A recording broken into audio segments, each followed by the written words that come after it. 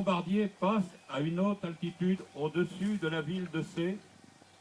À ce moment-là surgit dans le ciel un chasseur Messerschmitt de la Luftwaffe. Dans le combat qui s'ensuivit, un des bombardiers est touché. En flammes, il tourne pour permettre aux hommes d'équipage de sauter. 7 le feront, dont un blessé à la cuisse par une balle de mitrailleuse. Ils atterriront entre le hameau de Condé-le-Butor et l'église de Cléré.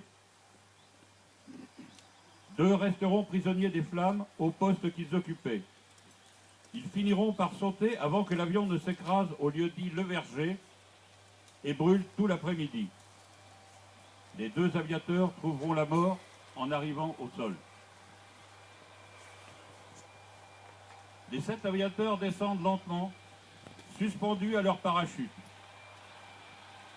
Ils touchent le sol dans une zone bocagère de la commune avec haies doubles et végétation abondante, endroit favorable pour se cacher.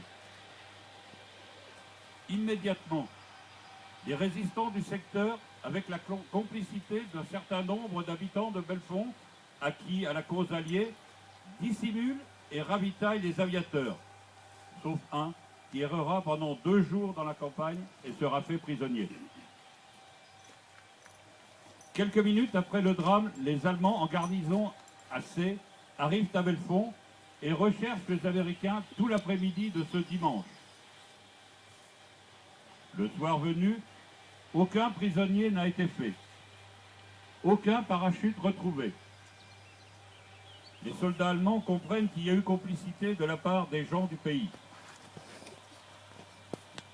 Le radio qui a une balle dans la cuisse sera soigné sur place pendant 2 jours par le docteur Lemeunier de Mortray.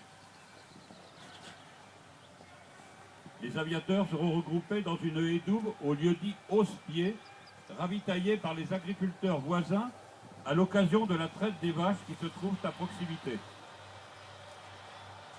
Les résistants du secteur, ceux de C sous les ordres d'Édouard Paysan et ceux de Mortray sous les ordres de Victor Chevreuil, ont organisé leur transfert vers des lieux plus sûrs dans la nuit du 6 au 7 juillet 1943, y compris le transfert du blessé placé sur un brancard. 3 semaines environ après, ils auront gagné leur base en Angleterre. Les conséquences du crash de cet avion sur Belfond furent importantes. Des journées entières, les Allemands ratissèrent la campagne. Des dénonciations eurent lieu. Une quarantaine de personnes furent arrêtées, interrogées, menacées par les armes. Certaines furent relâchées. Mais 17 personnes furent emprisonnées et partirent vers l'Allemagne et ses camps de concentration. Tous n'en reviendront pas et mourront loin de la France.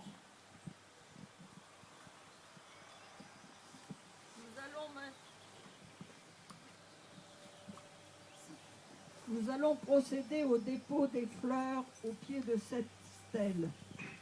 Tout d'abord par Madame Comte, présidente départementale.